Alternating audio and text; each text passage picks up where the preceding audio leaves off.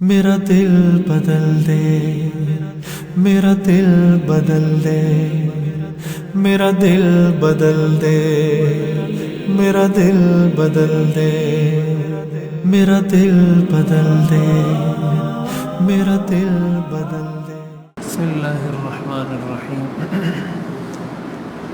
الحمد للہ رب العالمین والصلاة والسلام علی رسولہ محمد خاتم النبیین وإمام المتقین وقائد الغر المحجلین وعلى آلہ واصحابہ اجمعین، اما بعد، اعوذ باللہ من الشیطان الرجیم، بسم اللہ الرحمن الرحیم۔ یا ایہا الذین آمنوا کتب علیکم الصیام کما کتب علی الذین من قبلکم لعلکم تتقون۔ صدق اللہ العظیم۔ اللہ تعالیٰ اپنے بندوں سے بہت زیادہ محبت کرتے ہیں، اسی لیے اللہ کا نام رحمان بھی ہے، اللہ کا نام رحیم بھی ہے۔ رحمان اور رحیم کا مطلب یہی ہوتا ہے جو انسان کو بغیر کسی استحقاق کے عطا کرتا ہے۔ ایک انسان ایک چیز کا مستحق نہیں ہے، اللہ تعالیٰ اس کو عطا کرتے ہیں۔ حدیث شریف میں آتا ہے، حضور علیہ الصلاۃ والسلام نے ایک مرتبہ ارشاد فرمایا کہ قیامت کے دن کوئی بھی شخص اپنے عمل سے جنت میں نہیں جائے گا۔ تو صحابہ نے پوچھا کہ یا رسول اللہ، آپ بھی جنت میں اپنے عمل سے نہیں جائیں گے؟ تو حضور علیہ الصلاۃ والسلام نے فرمایا نہیں، الا ان یتغمدنی اللہ برحمہ، ہاں اگر اللہ مجھ پر اپنی رحمت فرما دے تو مجھے جنت میں داخل فرما دیں گے۔ اس سے یہ بات بھی معلوم ہوتی ہے کہ میں اور آپ اللہ کی رحمت کے کتنے زیادہ محتاج ہیں۔ حضور علیہ الصلاۃ والسلام جب اپنے بارے میں یہ فرما رہے ہیں کہ میں اللہ کی رحمت کا طلبگار ہوں، اللہ کی رحمت کا محتاج ہوں، تو میں اور آپ اللہ کی رحمت کے کتنے محتاج ہوں گے۔ اب اگر ہم اپنے آپ کو اللہ کی رحمت کا محتاج سمجھتے ہیں تو اللہ تعالیٰ نے خود قرآن کریم میں فرما دیا الرحمن الرحیم۔ سورہ انعام کی آیت میں اللہ تعالیٰ ارشاد فرماتے ہیں کتب ربکم علی نفسہ الرحمہ، تمہارے رب نے اپنے اوپر رحم کرنا فرض قرار دے دیا۔ اللہ نے اپنے اوپر یہ فرض کر دیا ہے کہ میں نے اپنے بندوں پر رحم کرنا ہی ہے۔ ایک آیت میں ارشاد فرمایا ورحمتی وسعت کل شیء، میری رحمت ہر چیز کو ڈھانپے ہوئے ہے، ہر چیز کا احاطہ کیے ہوئے ہے، میری رحمت سے کوئی بھی چیز باہر نہیں ہے۔ یہی وجہ ہے کہ ہم زندگی گزار رہے ہیں، جی رہے ہیں۔ قرآن کریم میں آتا ہے وَلَوْ يُؤَاخِذُ اللَّهُ النَّاسَ بِمَا كَسَبُوا مَا تَرَكَ عَلَى ظَهْرِهَا مِن دَابَّةٍ، اگر اللہ لوگوں کو ان کے گناہوں کی وجہ سے پکڑنا شروع کر دیں تو زمین میں رینگنے والا ایک جانور بھی نظر نہیں آئے گا۔ وَلَٰكِن يُؤَخِّرُهُمْ إِلَىٰ أَجَلٍ مُّسَمًّى، لیکن اللہ تعالیٰ نے ایک وقت مقرر کیا ہوا ہے کہ اس کی موت اس وقت آنی ہے، اس کی اس وقت آنی ہے، اس کی اس وقت آنی ہے، قیامت اس دن آنی ہے۔ اللہ فرماتے ہیں میں نے دنیا کا ایک نظام سیٹ کیا ہوا ہے، اس کے مطابق میں دنیا کا نظام چلا رہا ہوں۔ وَأُمْلِي لَهُمْ، میں مہلت دیتا رہتا ہوں، مہلت دیتا رہتا ہوں۔ إِنَّ كَيْدِي مَتِينٌ، جب میں پکڑتا ہوں پھر میرا پکڑنا بہت مضبوط ہوتا ہے، پھر اس سے کوئی اپنی جان چھڑا نہیں سکتا۔ إِنَّ بَطْشَ رَبِّكَ لَشَدِيدٌ، تیرے رب کی پکڑ بہت سخت ہے۔ قرآن کریم میں آتا ہے نَبِّئْ عِبَادِي أَنِّي أَنَا الْغَفُورُ الرَّحِيمُ، حضور کو حکم ہے میرے بندوں کو بتا دیجئے کہ میں بہت زیادہ بخشنے والا، بہت زیادہ رحم کرنے والا ہوں۔ وَأَنَّ عَذَابِي هُوَ الْعَذَابُ الْأَلِيمُ، اور یہ بھی میرے بندوں کو بتا دیجئے کہ میرا عذاب بھی بہت دردناک ہے۔ اللہ غفور الرحیم بھی ہے اور اللہ کا عذاب بھی بہت دردناک اور خوفناک ہے، ایسا عذاب جس کو میں اور آپ برداشت نہیں کر سکتے۔ یہ رمضان المبارک کا مہینہ جو اللہ تعالیٰ نے ہمیں عطا فرمایا ہے، اس کا بنیادی مقصد یہ ہے کہ بندوں سے جو کوتاہی ہوئی ہے، جو غفلت ہوئی ہے، جو گناہ ہوئے ہیں، اللہ تعالیٰ اس کی برکت سے ان کی کوتاہی کو معاف کر دیں، اللہ تعالیٰ ان کے گناہوں کو معاف کر کے ان پر اپنی رحمت فرما دیں۔ اصل بنیادی مقصد یہ ہے۔ اللہ تعالیٰ اپنے بندوں کو بخشنے کے لیے بہانے تلاش کرتے ہیں، کوئی ایسا کام انسان کر لے، کوئی ایسا عمل وہ کر لے کہ اللہ تعالیٰ اس کی بخشش فرما دیں۔ اللہ تعالیٰ اس انتظار میں ہے۔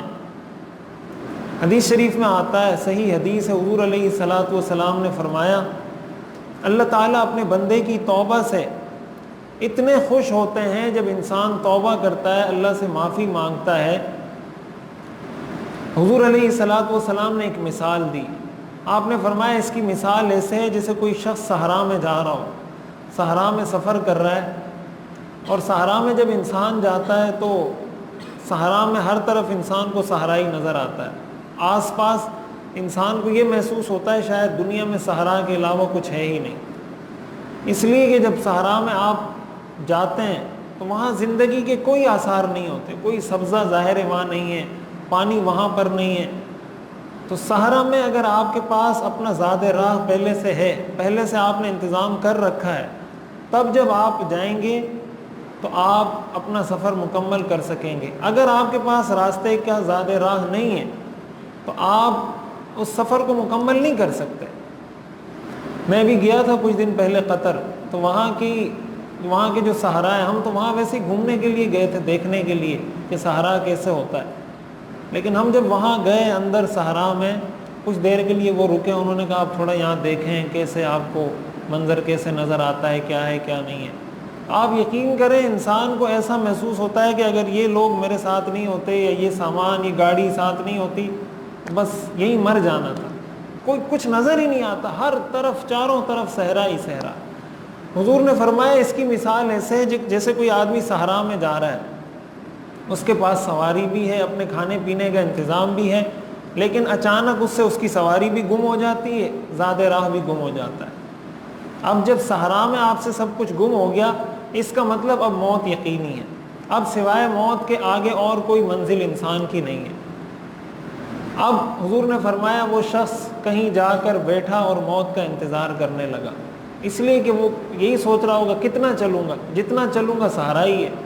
وہ ایک کنارے میں بیٹھ گیا، ایک کونے میں بیٹھ گیا کہ اب مجھے موت آئے گی، اب آئے گی، اب آئے گی، موت کا انتظار کرنے لگا، یہاں تک کہ اتنے میں اس کی آنکھ لگ گئی۔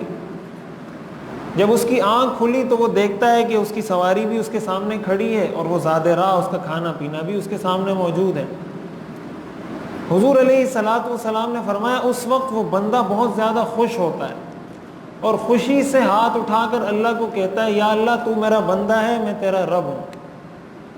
یہ صحیح بخاری کی حدیث ہے، خوشی سے ہاتھ اٹھا کر کہتا ہے بالکل بے قابو ہو کر، خوشی سے نہال ہو کر، یا اللہ تو میرا بندہ ہے، میں تیرا رب ہوں۔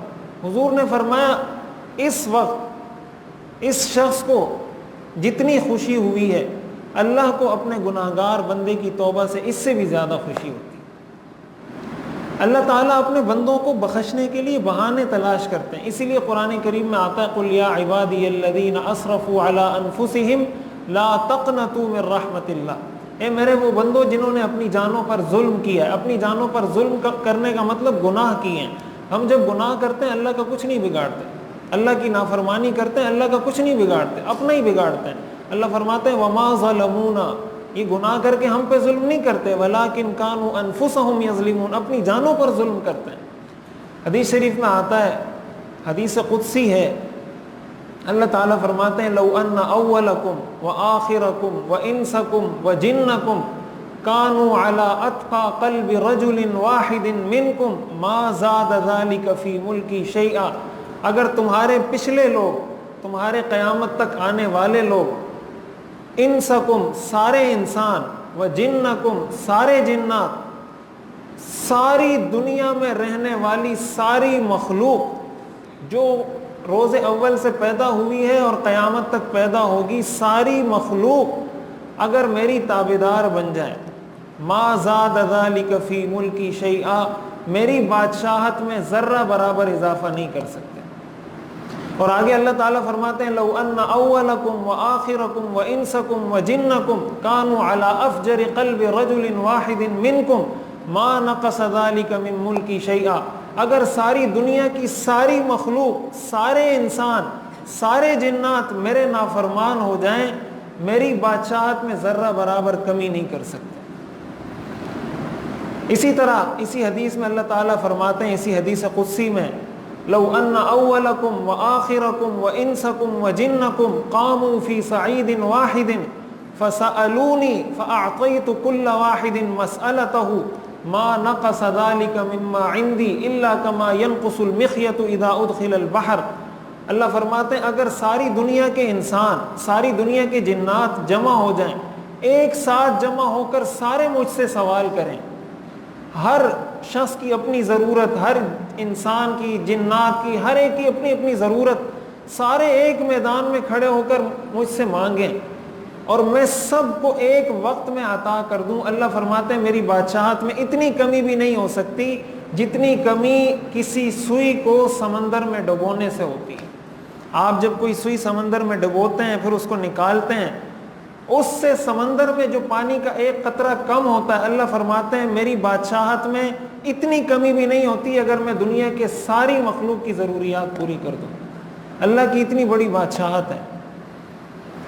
تو اللہ کے سامنے میری اور آپ کی کیا حیثیت ہے، انسان کی کیا حیثیت ہے؟ ہم سے اگر تھوڑا سا کوئی طاقتور ہو، مثلا کسی کی عمر 15 سال ہے، دوسرا اس کے سامنے کوئی نوجوان آتا ہے، اس کی 30-35 سال عمر ہے، اس کی صحت مضبوط ہے، تو وہ اس بچے کو اپنے سامنے کچھ نہیں سمجھتا کہ بھئی اس کو میں ایک تھپڑ لگاؤں گا تو یہ میرے سامنے بات نہیں کر سکے گا. ہم کہتے ہیں نا اس طرح، یہ بچہ ہے میرے سامنے اور کل کا بچہ ابھی میرے سامنے اس طرح کی باتیں کر رہا ہے. تو ہماری حیثیت اللہ کے سامنے کیا ہے؟ وہ تو چلو پھر انسان ہے، آپ بھی انسان ہیں، آپ سے عمر میں 15 سال چھوٹا ہوگا یا بڑا ہوگا. اللہ ہم سے کتنے بڑے ہیں؟ ہم ہر نماز میں کہتے ہیں اللہ اکبر اللہ اکبر اللہ اکبر، اللہ سب سے بڑا ہے، سب سے بڑا ہے، سب سے بڑا ہے. اس کا کیا مطلب کہ ہماری اللہ کے سامنے کیا حیثیت ہے؟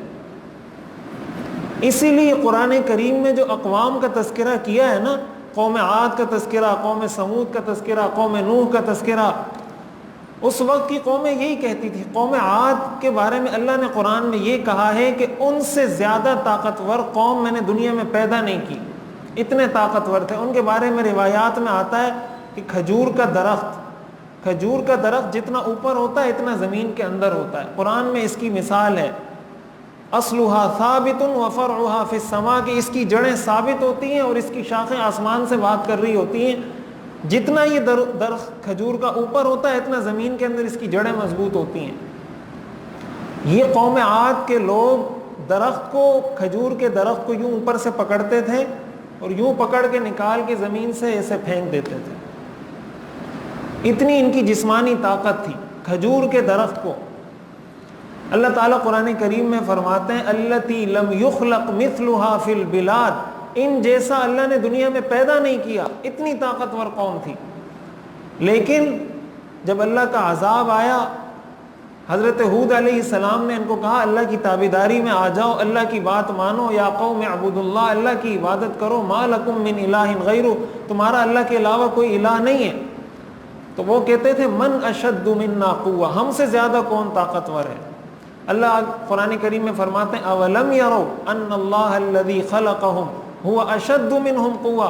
اللہ فرماتے ہیں کیا ان کو پتہ نہیں جس اللہ نے ان کو پیدا کیا ہے وہ ان سے زیادہ طاقتور ہے. جس نے تمہیں پیدا کیا ہے وہ یقیناً تم سے زیادہ طاقتور ہے. اس لیے ہم اللہ کے عذاب کو تو سہ نہیں سکتے، اللہ کے ساتھ مقابلہ کر نہیں سکتے.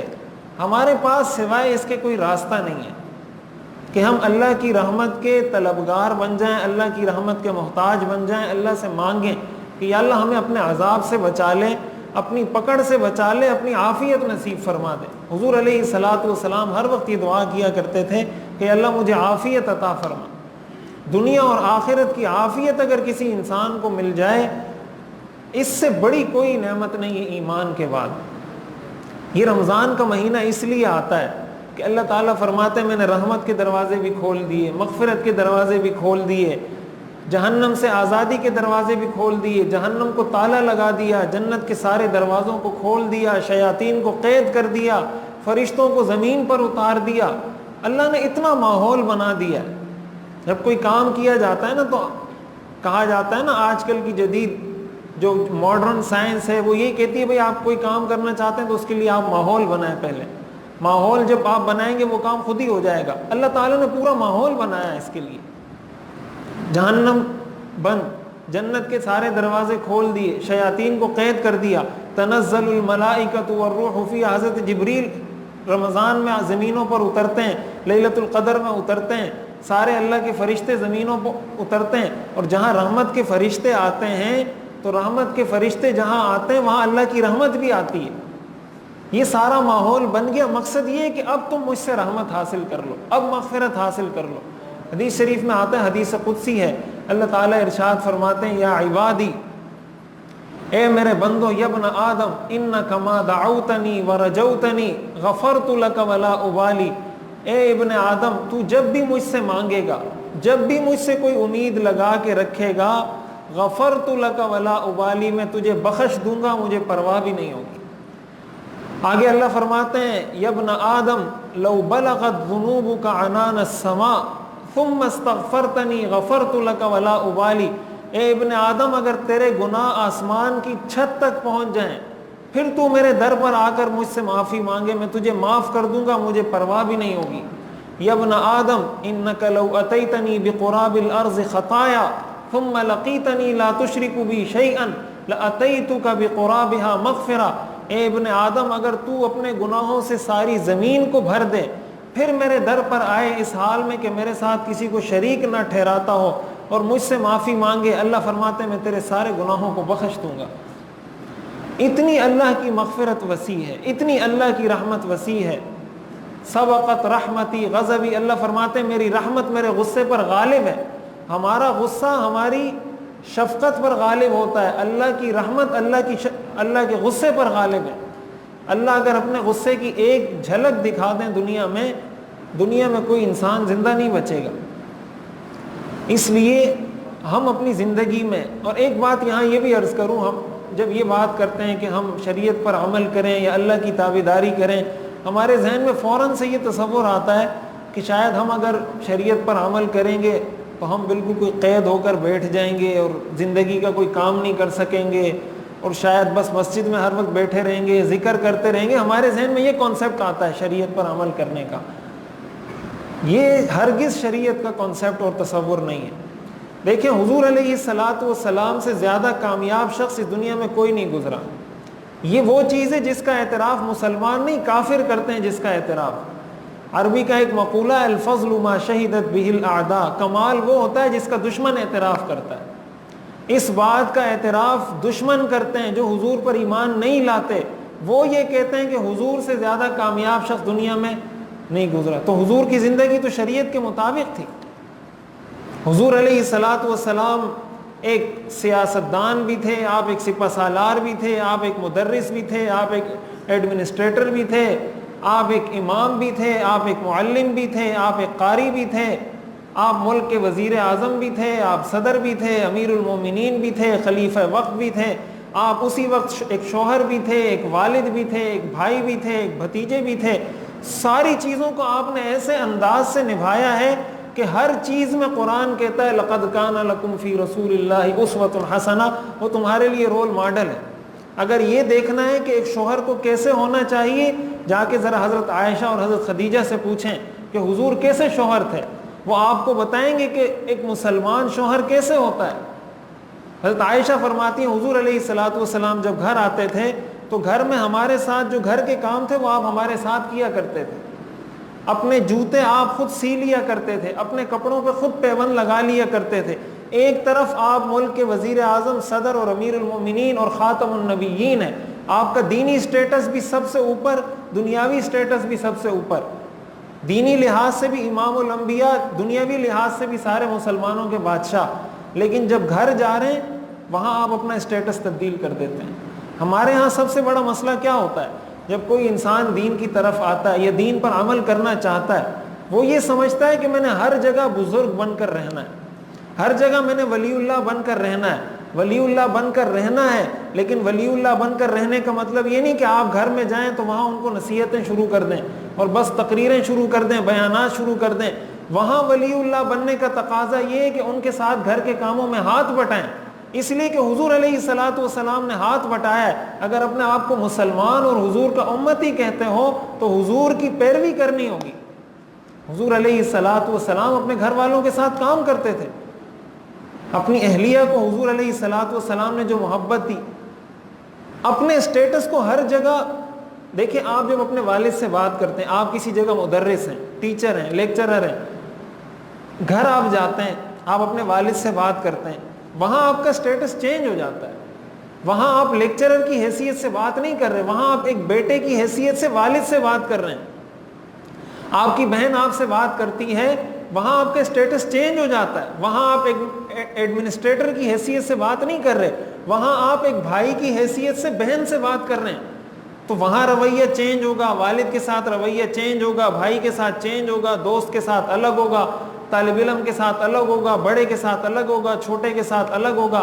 حدیث میں آتا ہے من لم یرحم صغیرنا ولم یوقر کبیرنا فلیس منا، جو ہمارے چھوٹوں پر رحم نہ کرے، ہمارے بڑوں کی توقیر، ان کا اکرام، ان کی عزت نہ کرے، وہ ہم میں سے نہیں۔ تو چھوٹوں کے ساتھ معاملہ رحم کا ہے، بڑوں کے ساتھ معاملہ اکرام اور توقیر اور عزت کا ہے، یہ الگ الگ چیزیں ہیں۔ شریعت پر عمل کرنے کا مطلب یہ ہے کہ ہماری زندگی کا ہر عمل، اس میں ہم وہ شریعہ کمپلائنٹ ہو، ہمارا وہ کام۔ آپ اگر تدریس کر رہے ہیں تو آپ کو پتہ ہونا چاہیے حضور علیہ الصلاۃ والسلام مدرس تھے، آپ معلم تھے، آپ سے بہتر کوئی ٹیچر۔ حدیث میں آتا ہے، ایک صحابی فرماتے ہیں میں ایک دفعہ کہیں سفر سے آیا، نماز پڑھ رہا تھا، تو نماز میں کوئی بات کرنے لگا۔ پہلے ابتدا میں نماز میں بات کرنے کی اجازت تھی، بعد میں یہ حکم منسوخ ہو گیا کہ نماز میں باتیں نہیں کر سکتے۔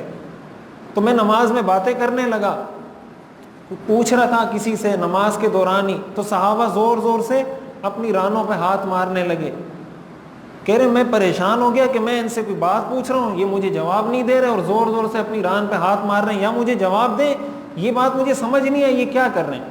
اس لیے کہ وہ اس وقت حضور کے ساتھ ملے تھے جب باتیں کرنے کی اجازت تھی نماز میں، اب اس وقت آئے ہیں جب باتیں کرنا منع ہو گیا۔ تو وہ کہہ رہے ہیں صحابہ مجھے ایسے گھور گھور کے دیکھ بھی رہے ہیں نماز کے اندر ہی کہ خاموش ہو جاؤ، باتیں نہیں کرو، کہہ رہے ہیں مجھے سمجھ نہیں آ رہی۔ پھر میں نے پوچھا، جب 3-4 دفعہ میں نے ایسے کیا اور سارے صحابہ کوئی بھی بات نہیں کر رہا، ایسے ہی رانوں کو ہاتھ مار رہے ہیں، بولا میں خاموش ہو گیا، میرے پاس اور کوئی چارہ نہیں تھا، میں نے کہا چلو نماز کے بعد ان سے پوچھتا ہوں۔ تو جب نماز ختم ہوئی تو سارے صحابہ مجھے کہنے لگے کہ بھائی تمہیں پتہ نہیں نماز میں باتیں کرنا منع ہے؟ تو انہوں نے کہا مجھے تو نہیں پتہ، میں جب حضور سے ملا تھا اس وقت تو منع نہیں تھا باتیں کرنا، اس وقت تو جائز تھا۔ وہ کہتے ہیں حضور نے مجھے بلایا اور حضور نے اعلان کیا کہ یہ باتیں کون کر رہا تھا نماز میں۔ تو وہ صحابی کہتے ہیں میں بہت ڈر گیا کہ اب شاید میرے بارے میں قرآن کی کوئی آیت نازل ہوگی، حضور تو پیغمبر تھے، کہ اب قرآن کی آیت نازل ہوگی کہ خدا نخواستہ یہ منافق ہے یا اس کو سزا ہونی چاہیے، یہ ہونی چاہیے۔ وہ کہہ رہے میں کانپ رہا تھا۔ حضور علیہ الصلاۃ والسلام نے بلایا، اپنے قریب بٹھایا۔ وہ صحابی کہتے ہیں واللہ ما ضربنی ولا لطمنی، اللہ کی قسم نہ حضور نے مجھے مارا، نہ حضور نے مجھے برا بلا کہا، نہ حضور نے مجھے کوئی ڈانٹا، اتنا مجھے کہا ان هذه الصلاۃ لا يصلح فيها شيء من كلام الناس، نماز میں باتیں کرنے کی شریعت میں اجازت نہیں ہے۔ اتنی بات کی۔ وہ صحابی کہتے ہیں اللہ کی قسم آپ سے بہترین مدرس میں نے نہ آپ سے پہلے دیکھا ہے نہ آپ کے بعد دیکھا ہے، کہ اتنا بڑا۔ ہمارے ہاں اگر کسی کا موبائل بج جاتا ہے ہم آسمان سر پہ اٹھا لیتے ہیں مسجد میں کہ یہ گستاخ ہے، اور یہ جو ہے نا جناب مسجد کے آداب کا پتہ نہیں، جیسے یہ مسلمان ہے اور وہ کسی اور نبی کا کلمہ پڑھتا ہے، کسی اور نبی کا کلمہ پڑھتا ہے۔ ایک صحابی آئے، ایک دیہاتی آئے، مسجد میں پیشاب کر دیا، صحابہ ان کی طرف دوڑے کہ بھائی مسجد میں پیشاب یہ تو ناپاکی ہے، مسجد کو آپ ناپاک کر رہے ہیں۔ حضور علیہ الصلاۃ والسلام نے سارے صحابہ کو روکا کہ نہیں رکیں، اس کا پیشاب بند نہیں کروائیں، اس سے اس کو تکلیف ہوگی، اس کے مثانے پہ زور پڑے گا، اس کو جسمانی لحاظ سے تکلیف ہوگی، اس کو پیشاب کرنے دیں۔ وہ دیہاتی وہاں مسجد نبوی میں، عام مسجد بھی نہیں، مسجد نبوی جہاں ایک نماز کا ثواب 50,000 نمازوں کے برابر ہے، وہاں وہ پیشاب کر رہا ہے، سارے صحابہ بھی کھڑے میں، حضور علیہ الصلاۃ والسلام نے کہا ان کو پیشاب کرنے دیں۔ پیشاب کر کے فارغ ہو گئے، حضور نے کہا ان کو میرے پاس بلائیں۔ جب بلایا وہ بھی یہی کہتے ہیں کہ میں سوچ رہا تھا ابھی میرے بارے میں یا تو کوئی آیت نازل ہوگی یا حضور فرمائیں گے اس کو سزا دو۔ وہ کہتے ہیں حضور نے مجھے اپنے پاس بٹھایا اور نہ مجھے مارا، نہ مجھے گالی دی، نہ مجھے برا بلا کہا، اتنا مجھے کہا کہ یہ اللہ کا گھر ہے، یہاں اس طرح کی گندگی نہیں کرتے۔ پھر دوسرے صحابی کو حکم دیا، بولا جا کے پانی لے کر آؤ، اس پر پانی بہاؤ۔ اس کو بھی نہیں کہا کہ جا کے پانی لا کے اس پہ پانی بہاؤ، دوسرے صحابی کو کہا پانی بھر کے لاؤ کسی ڈول میں اور اس پر بہا دو تاکہ یہ پاک ہو جائے۔ یہ حضور کا اسوہ ہے بحیثیت ایک مدرس کے، مربی کے، کس طرح آپ نے اپنے صحابہ کی تربیت کی ہے۔ قرآن کریم میں آتا ہے فَبِمَا رَحْمَةٍ مِّنَ اللَّهِ لِنْتَ لَهُمْ، اللہ کی آپ پر رحمت ہے کہ آپ کا دل نرم ہے. وَلَوْ كُنْتَ فَظًّا غَلِيظَ الْقَلْبِ، اگر آپ سخت دل ہوتے، آپ سخت مزاج ہوتے، لَنْفَضُّوا مِنْ حَوْلِكَ، یہ سارے صحابہ آپ کے ارد گرد سے اٹھ کے چلے جاتے، کوئی بھی آپ کے قریب نہیں بیٹھتا. حدیث میں آتا ہے اللہم من ولی من امر امتی شیئا فرفق بہم فرفق بہم، یا اللہ جو میری امت کے کسی چیز کا نگران بنا، ذمہ دار بنا، اور اس نے اپنے ماتحت لوگوں کے ساتھ نرمی کی، یا اللہ تو بھی اس کے ساتھ نرمی کا معاملہ فرما.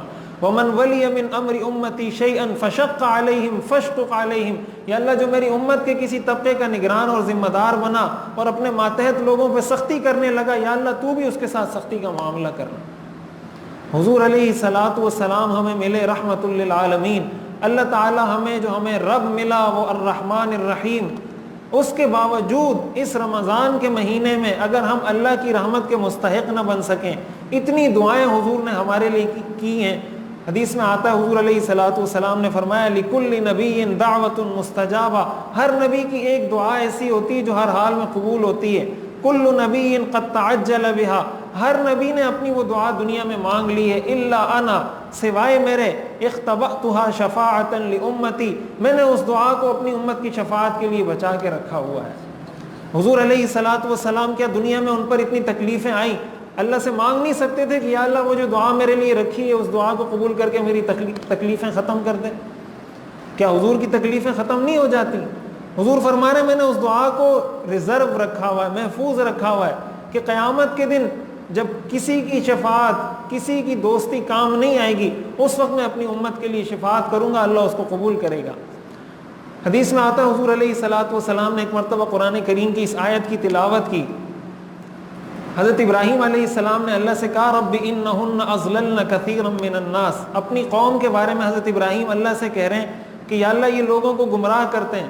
فمن تبعنی فانہ منی، ان میں سے جو میرے پیروکار ہیں، مجھے فالو کرتے ہیں، وہ تو میرے ہیں. ومن عصانی، اور جو میری نافرمانی کرتے ہیں، فانک غفور الرحیم، تو آپ بخشنے والے ہیں. حضرت ابراہیم کا اللہ کے ساتھ یہ انداز اپنی قوم کے لیے کہ یا اللہ جو میری پیروی کرتے ہیں وہ مجھ سے ہیں، جو میری پیروی نہیں کرتے آپ بخشنے والے ہیں. حضرت عیسیٰ علیہ السلام نے اپنی قوم کے بارے میں کہا ان تعذبہم فانہم عبادک، اگر آپ ان کو عذاب دیں تو یہ آپ کے بندے ہیں. وَإِن تَغْفِرْ لَهُمْ، اور اگر آپ ان کو معاف کر دیں فَإِنَّكَ أَنْتَ الْعَزِيزُ الْحَكِيمُ، تو آپ غالب ہیں، حکمت والے ہیں، آپ زیادہ بہتر جانتے ہیں. حضرت عیسیٰ علیہ السلام کا انداز یہ ہے کہ معاف کر دیں تب بھی آپ کی مرضی، معاف نہ کریں تب بھی آپ کی مرضی. یہ دو آیتیں حضور نے پڑھی، رونے لگ گئے. صحیح بخاری کی حدیث ہے، اللہ تعالیٰ نے حضرت جبریل کو بھیجا کہ جا کر پوچھ کر آئیں یہ کیوں رو رہے ہیں. اللہ کو پتا تھا، حدیث میں آتا ہے کہ اللہ کو تو پتا تھا، لیکن اللہ حضور کی زبان سے کہلوانا چاہتے تھے امت کو بتانے کے لیے. حضرت جبریل آئے، پوچھا، اللہ پوچھ رہے ہیں آپ کیوں رو رہے ہیں؟ حضور علیہ الصلاۃ والسلام نے ہاتھ اٹھایا اور فرمایا اللہم امتی امتی امتی امتی. حضور نے یہ تفریق ہی نہیں کی جو میری پیروی کرتا ہے، جو آپ کی فرما برداری کرتا ہے، جو نافرمانی کرتا ہے. آپ نے فرمایا امتی، یا اللہ میری امت کو بخش دے، چاہے آپ کا فرما بردار ہے، آپ کا نافرمان ہے، بس میری امت کا ہے، یا اللہ اس کو عذاب نہیں دینا. حضرت ابراہیم علیہ السلام کا انداز بھی دیکھیں، حضرت عیسیٰ علیہ السلام کا انداز بھی دیکھیں، حضور علیہ الصلاۃ والسلام کا انداز بھی دیکھیں. حضرت عائشہ فرماتی ہیں، صحیح ابن حبان کی روایت ہے، ایک مرتبہ حضور علیہ الصلاۃ والسلام گھر تشریف لائے تو آپ کا موڈ بہت اچھا تھا، تو میں نے کہا میں اس سے فائدہ اٹھاتی ہوں. میں نے حضور سے ایک فرمائش کر دی کہ آپ میرے لیے دعا کر دیں، آپ کا آج موڈ اچھا ہے، میرے لیے دعا کر دیں. حضور علیہ الصلاۃ والسلام نے ہاتھ اٹھائے اور فرمایا اللہم اغفر لعائشہ ما تقدم من ذنبها وما تأخر وما اسرت وما اعلنت، یا اللہ عائشہ کے اگلے پچھلے خفیہ علانیہ سارے گناہوں کو معاف کر دے. حضرت عائشہ فرماتی حضور نے جب یہ دعا کی، خوشی کی وجہ سے میں بے ہوش ہو کر حضور کی گود میں گر گئی. حضور نے پوچھا کیا ہوا عائشہ؟ میں نے کہا آپ نے اتنی بڑی دعا میرے لیے کر دی، آپ پیغمبر ہیں اللہ کے، آپ نے دعا کر دی کہ اس کے اگلے پچھلے سارے گناہوں کو معاف کر دیں، تو میں خوشی کی وجہ سے گروں نہیں تو کیا کروں؟ حضور علیہ الصلاۃ والسلام نے فرمایا والذی نفسی بیدہ، قسم ہے اس ذات کی جس کے قبضے میں میری جان ہے، انی لادعو لامتی فی کل صلاۃ صلیتھا، میں اپنے ہر گناہگار امتی کے لیے ہر نماز میں اللہ سے یہ دعا مانگتا ہوں، ہر نماز میں گناہگار سے گناہگار امتی کے لیے اللہ سے یہ دعا مانگتا ہوں۔ حدیث میں آتا ہے جب قیامت کا دن ہوگا اور سارے لوگ انبیاء کے پاس جائیں گے، پہلے حضرت آدم کے پاس کہ آپ سفارش کریں، حضرت آدم منع کر دیں گے کہ میں نہیں کر سکتا، اور آگے سے کہیں گے نفسی نفسی۔ حضرت ابراہیم کے پاس بھیجیں گے، وہ کہیں گے میں نہیں کر سکتا۔ چلتے چلاتے حضور علیہ الصلوۃ والسلام کے پاس سارے لوگ آئیں گے کہ آپ شفاعت کریں۔ حدیث میں آتا ہے حضور نے فرمایا میں اس وقت سجدہ کروں گا اور اللہ کی ایسی حمد و ثنا بیان کروں گا جو حمد و ثنا نہ مجھ سے پہلے کسی نے بیان کی نہ اس کے بعد کوئی بیان کرے گا، ایسی اللہ کی تعریف کروں گا اس موقع پر۔ اللہ تعالیٰ فرمائیں گے ارفع رأسک یا محمد، اے محمد اپنا سر اٹھائیں، سل تعطا، آپ سوال کریں آپ کو عطا کیا جائے گا، اشفع تشفع، آپ شفاعت کریں آپ کی شفاعت کو قبول کیا جائے گا۔ حضور فرماتے ہیں میں اپنی امت کے ہر اس شخص کے لیے جس نے لا الہ الا اللہ پڑھا ہوگا میں اس کے لیے ضرور شفاعت کروں گا۔ یہ حضور کی وہ دعائیں جو حضور نے محفوظ کر کے قیامت کے لیے رکھی ہے، جس شفاعت کے ہم طلبگار ہیں۔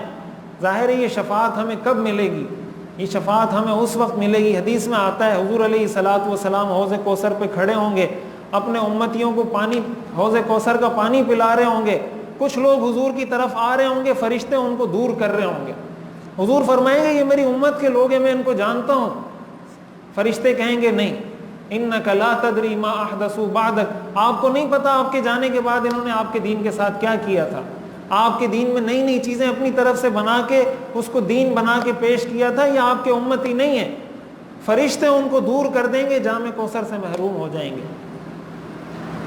تو اللہ کی تابعداری، حضور علیہ الصلوۃ والسلام کی اطاعت، اس میں ہماری دنیا کی بھی فلاح ہے، آخرت کی بھی فلاح ہے۔ قرآن کریم میں آتا ہے من عمل صالحا من ذکر او انثى وهو مؤمن فلنحيينه حیاتا طیبہ، جو شخص چاہے مرد ہو یا عورت شریعت کے مطابق زندگی گزارے گا، اللہ فرماتے ہیں میرا وعدہ ہے میں ضرور اس کو خوشحال زندگی عطا کروں گا۔ اللہ کا وعدہ ہے، قرآن میں اللہ نے وعدہ کیا اور بہت تاکید کے ساتھ کیا کہ ضرور اس کو خوشحال زندگی عطا کروں گا۔ خوشحالی کا تعلق پیسے سے نہیں ہوتا، مال دولت سے نہیں ہوتا۔ آج ہمارا نظریہ چینج ہو چکا ہے۔ حضور علیہ الصلوۃ والسلام کے پاس کوئی بہت زیادہ مال و دولت تو نہیں تھی، لیکن حضور کی زندگی سے زیادہ خوشحال زندگی بھی کسی کی نہیں تھی۔ اس میں کوئی شک نہیں ہے کہ حضور اس دنیا کے خوشحال ترین انسان تھے۔ آپ کو جو دل کا اطمینان، دل کا سکون حضور کو نصیب تھا، وہ دنیا میں کسی کو نصیب نہیں ہو سکتا۔ حضور علیہ الصلوۃ والسلام کبھی کبھی گھر سے نکلتے تھے بھوک کی وجہ سے، آپ کو اتنی شدت سے بھوک لگتی تھی کہ کھانے کے لیے گھر میں کچھ نہیں ہوتا تھا، بیٹھا نہیں جاتا تھا، بھوک کی شدت سے گھر سے نکل جاتے تھے کہ چلو گھر سے نکلوں گا، کچھ چلوں گا پھروں گا تو شاید یہ بھوک کم ہو جائے۔ اور جب نکلتے تھے صحیح احادیث میں آتا ہے حضرت ابوبکر حضرت عمر بھی باہر کھڑے ہوتے تھے، حضور پوچھتے تھے من الذی اخرجکما، تم کیوں گھروں سے باہر آئے ہوئے ہو؟ وہ دونوں کہتے تھے یا رسول اللہ واللہ ما اخرجنا الا الجوع، بھوک کی وجہ سے باہر گھوم رہے ہیں، گھر میں کچھ ہے نہیں کھانے کو، باہر نکلیں چلیں گے پھریں گے تو شاید بھوک کم ہو جائے۔ حضور فرماتے تھے والذی نفسی بیدہ ما اخرجنی الا الذی اخرجکما، قسم ہے اس ذات کی جس کے قبضے میں میری جان ہے، مجھے بھی اسی چیز نے گھر سے نکالا ہے جس چیز نے تمہیں گھر سے نکالا ہے۔ یہ حضور کی اپنی دنیاوی حالت تھی، لیکن کبھی اللہ سے اس کے بارے میں فرشتہ آیا کہا آپ اگر حکم دیں بہت پہاڑ سونے کا کر دیں، آپ جہاں چلیں گے سونے کا پہاڑ آپ کے ساتھ ساتھ آپ کی کوٹی میں چلے گا؟ حضور نے فرمایا مجھے یہ نہیں چاہیے، میرا اللہ کو کیا پسند؟ حضرت جبریل نے فرمایا آپ کے اللہ کو آپ کی یہ شان پسند نہیں، حضور نے فرمایا مجھے بھی پسند نہیں۔ مال اللہ کی نعمت ہے، کب؟ جب وہ اللہ کی مرضی کے مطابق استعمال ہو، جب وہ انسان کو باغی نہ بنائے، ورنہ قارون سے زیادہ مال اور خزانہ کسی کے پاس نہیں تھا۔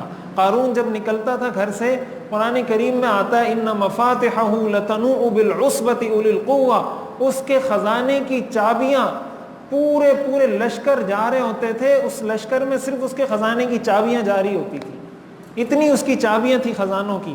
اور جب وہ گھر سے نکلتا تھا قرآن نے 2 طبقات کا تذکرہ کیا ہے۔ ایک طبقہ وہ تھا جو قارون کو دیکھ کر کہتا تھا یا لیت لنا مثل ما اوتی قارون، اے کاش ہمیں بھی یہ خزانے ملتے جو قارون کو ملیں۔ قرآن میں آتا ہے وقال الذین اوتوا العلم، دوسرا طبقہ وہ تھا جن کو اللہ نے علم دیا تھا، وہ کہتے تھے ویلکم ثواب اللہ خیر، تمہارا ناس ہو، اللہ کے ہاں جو نیک اعمال کا بدلہ ہے وہ اس مال سے زیادہ بہتر ہے۔ لیکن وہ کس کے لیے؟ لمن آمن وعمل صالحا، جو ایمان لائے نیک عمل کرے۔ اور یہ خزانہ کس کو ملے گا؟ ولا یلقاها الا الصابرون، صبر کرنے والوں کو ملے گا۔ صبر انسان گناہ سے کرتا ہے، صبر صرف مصیبت پر نہیں ہوتا، گناہ سے کہ آپ کو گناہ کا موقع مل رہا ہے، آپ پیچھے ہٹ رہے ہیں کہ نہیں اللہ ناراض ہوں گے اس کام سے، میں یہ گناہ نہیں کرتا، اس کو صبر کہتے ہیں۔ اللہ فرماتے ہیں ایک دن آیا میں نے قارون کو زمین میں دھسا دیا، جب زمین میں دھسایا تو اب وہ لوگ کہنے لگے جو کل یہ کہہ رہے تھے کاش ہمارے پاس بھی قارون جیسا خزانہ ہوتا، وہ کہنے لگے وہی کأن اللہ یبسط الرزق لمن یشاء ویقدر، یہ تو اللہ کا رزق ہے، اللہ جس کے لیے کشادہ کرے جس کے لیے تنگ کرتا ہے۔ اگر لولا امن اللہ علینا لخسف بنا، اگر اللہ کا ہم پر احسان نہ ہوتا آج ہمیں بھی دھسا دیتا۔ یہ تو اللہ کا احسان ہے کہ اللہ نے ہمیں قارون جیسا مالدار نہ بنایا۔ نہ غریب ہونا کمال کی بات ہے، نہ مالدار ہونا کمال کی بات ہے شریعت میں، اس چیز کو اچھی طرح یاد رکھنا چاہیے۔ مالداری بھی اللہ کا امتحان ہے، غربت بھی اللہ کا امتحان ہے۔ مالداری میں امتحان کہ اللہ کا شکر کرتا ہے یا نہیں، باغی تو نہیں بنتا، اس لیے کہ اکثر بغاوت کرنے والے مالدار لوگ ہوتے ہیں۔ قرآن کریم میں آتا ہے اذا اردنا ان نہلک قریۃ امرنا مترفیہا ففسقوا فیہا، جب ہم کسی بستی کو تباہ کرنے کا ارادہ کرتے ہیں اس کے مالداروں کو حکم دیتے ہیں وہ میری بغاوت شروع کرتے ہیں، جب بغاوت کرتے ہیں میرا عذاب ان پر اتر جاتا ہے۔ جب انسان کے پاس پیسہ آتا ہے وہ آپے سے باہر ہو جاتا ہے، وہ کہتا ہے مجھے کسی کی کوئی ضرورت نہیں، میرے پاس پیسہ ہے، دولت ہے، جو چیز چاہیے ہوگی میں پیسے سے خرید لوں گا۔ غربت اللہ کا امتحان ہے کہ صبر کرتا ہے یا نہیں کرتا۔ قرآن کریم میں آتا ہے اما الانسان اذا ما ابتلاه ربه فاکرمه ونعمه فیقول ربی اکرمن، جب انسان کو اللہ آزماتا ہے اور اس کو مال دیتا ہے تو وہ کہتا ہے ربی اکرمن، میرے رب نے مجھے عزت دی۔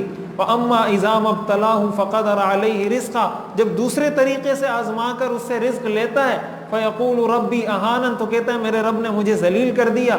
اللہ فرماتے ہیں کلا، ہرگز ایسا نہیں، بل لا تکرمون الیتیم، تم یتیم کا اکرام نہیں کرتے، ولا تحاضون علی طعام المسکین، مسکینوں کو کھانا کھلانے کا ماحول نہیں بناتے، وتأکلون التراث اکلا لما، میراث میں اپنی بہنوں کا حق دبا کر، یتیموں کا حق دبا کر کھا جاتے ہو، وتحبون المال حبا جما، اور مال سے تم ٹوٹ کر محبت کرتے ہو۔ یہ وہ چیز ہے جس نے تمہیں ذلیل کیا ہے۔ مال کا ہونا، مال کا نہ ہونا یہ کوئی معیار نہیں ہے شریعت میں کامیابی اور ناکامی کا۔ ہم معیار اپنی زندگی میں اس چیز کو بنائیں کہ میری زندگی میں دین کتنے فیصد ہے، 20% ہے، صرف نماز روزے کو دین اگر کوئی سمجھتا ہے یہ بہت بڑی بے وقوفی ہے، بہت بڑی بے وقوفی ہے۔ عبادات دین کا 1/3 ہے، ساری عبادات دین کا 1/3 ہے، 2/3 اس سے ہٹ کر ہیں۔ اگر وہ ساری عبادتیں بھی کر رہا ہے اس کا مطلب وہ دین کے 1/3 پر عمل کر رہا ہے، 2/3 ابھی اس کو پتہ ہی نہیں کہ معاملات کیا ہے، معاشرت کیا ہے، اخلاقیات کیا ہے، کاروبار کیا ہے، زندگی کیسے گزارنی ہے، گھر میں کیسے رہنا ہے، باہر کیسے رہنا ہے۔ یہ زندگی جب ہم سیکھیں گے، اور یہ کب سیکھیں گے؟ جب ہم ایسی مجلسوں میں بیٹھیں گے، علماء کے پاس بیٹھیں گے، اللہ والوں کے پاس بیٹھیں گے، کسی صاحب علم کے پاس بیٹھیں گے۔ اس کے لیے آپ کو وقت نکالنا پڑے گا۔ دیکھیں ہمارا تعلیمی سسٹم ہمیں یہ چیز نہیں دے رہا، بہت یعنی یہ ہمارے لیے ایک لمحہ فکریہ ہے، ہمیں ہمارے دین سے آگاہ نہیں کیا جاتا۔ اسلامیات پڑھائی جاتی ہے ہماری یونیورسٹیوں میں، لیکن وہ ایک سرسری سی سطحی سی ہوتی ہے، ایک فارمیلٹی پوری کرنی ہوتی ہے کہ اس نے یہ پیپر بس پاس کرنا ہے۔ یہ اسلامیات جو ہم پڑھتے ہیں اس سے تھوڑی ہمارا گزارا ہوگا۔ حدیث میں جو آتا ہے طلب العلم فریضۃ علی کل مسلم، علم کا حاصل کرنا ہر مسلمان پر فرض ہے۔ اس سے کون سا علم مراد ہے؟ اس سے وہ علم مراد ہے جس علم کی آپ کو 24 گھنٹے کی زندگی میں ضرورت پڑتی ہے۔ آپ اگر کاروبار کرتے ہیں تو کاروبار کا علم حاصل کرنا فرض ہے، آپ تدریس کرتے ہیں تو تدریس کے حوالے سے شریعت کی رہنمائی حاصل کرنا فرض ہے، آپ ایک اسٹوڈنٹس ہیں تو ایک اسٹوڈنٹ ہونے کی حیثیت سے شریعت کی رہنمائی حاصل کرنا فرض ہے۔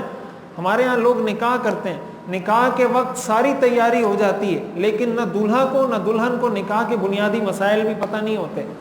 یہ علم حاصل کرنا فرض نہیں ہے، اس کو پتہ ہونا چاہیے کہ طلاق کن چیزوں سے ہوتی ہے کن سے نہیں ہوتی۔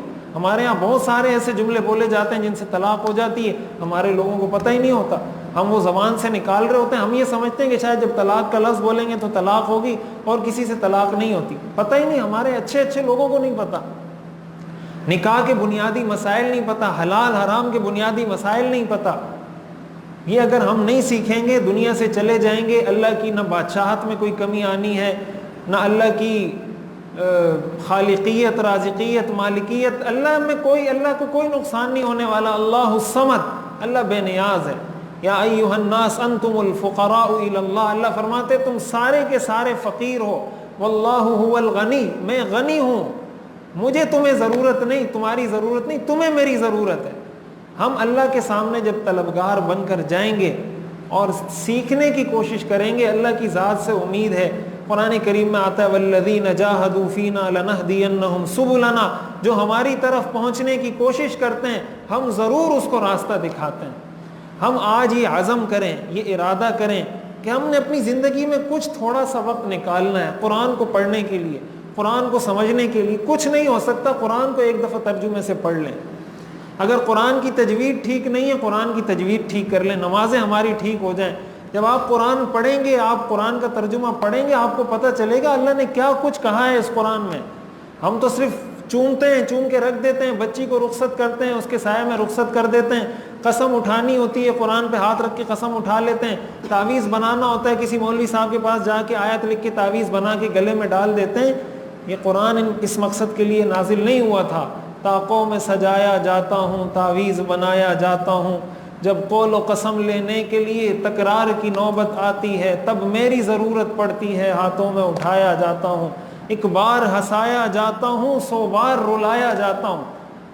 قرآن فریاد کر رہا ہے قیامت کے دن حضور یہ کہیں گے یا ربی ان قوم اتخذوا هذا القرآن مہجورا، اے میرے رب میری اس قوم نے اس قرآن کو پس پش ڈال دیا تھا۔ یہ رسول قیامت کے دن شکوہ کریں گے، حضور یہ شکوہ کریں گے۔ حدیث میں آتا ہے القرآن حجت لک او علیک، یہ قرآن یا آپ کے حق میں حجت ہوگا یا آپ کے خلاف حجت ہوگا۔ ان اللہ یرفع بهذا الکتاب اقواما ویضع به آخرین، اس کتاب کے ذریعے اللہ بہت سی قوموں کو اٹھاتا ہے، بہت سی قوموں کو گراتا ہے۔ یضل به کثیرا ویہدی به کثیرا، بہت سے لوگ اس سے گمراہ ہوتے ہیں، بہت سے لوگ ہدایت حاصل کرتے ہیں۔ جو اس کو ہاتھ پکڑ لیتا ہے وہ ہدایت پا لیتا ہے، جو اس کو چھوڑ دیتا ہے وہ گمراہ ہو جاتا ہے۔ بحیثیت مسلمان کوئی چارہ نہیں ہے ہمارے پاس سوائے اس کے کہ ہم قرآن حدیث کی طرف رجوع کریں، اللہ اور اس کے رسول کی فرما برداری کی طرف آئیں۔ اللہ تعالی ہمیں سمجھنے اور عمل کرنے کی توفیق عطا فرمائے۔ وآخر دعوانا الحمد للہ رب العالمین، الحمد للہ رب العالمین، والصلاة والسلام علی رسولہ محمد وآلہ واصحابہ اجمعین۔ ربنا آتنا فی الدنیا حسنہ وفی الآخرۃ حسنہ وقنا عذاب النار۔ اللہم لا ملجا ولا منجا منک الا الیک، یا حی یا قیوم برحمتک نستغیث، اصلح لنا شأننا کلہ ولا تکلنا الی انفسنا طرفۃ عین۔ یا اللہ ہم سب کے صغیرہ کبیرہ گناہوں کو معاف فرما۔ یا اللہ رمضان کی مبارک ساعتیں ہیں، اس کی برکتیں ہم سب کو نصیب فرما۔ یا اللہ نجات کا عشرہ چل رہا ہے، ہم سب کو جہنم سے نجات عطا فرما۔ یا اللہ ہمیں دین کی صحیح سمجھ عطا فرما، قرآن کا صحیح فہم عطا فرما، حضور علیہ الصلاۃ والسلام کا سچا عشق نصیب فرما، حضور کی صحیح معنوں میں اتباع کرنے کی توفیق عطا فرما، اپنی زندگی کو شریعت کے مطابق بنانے کی توفیق عطا فرما۔ یا اللہ ہماری جتنی حاجتیں، جتنی ضروریات ہیں سب غیب کے خزانوں سے پوری فرما۔ یا اللہ ہماری دعاؤں کو محض اپنے فضل و کرم سے قبول فرما۔ وصلی اللہ تعالی علی خیر خلقہ محمد وآلہ واصحابہ اجمعین، آمین۔ میرا دل بدل دے، میرا دل بدل دے، میرا دل بدل دے، میرا دل بدل دے۔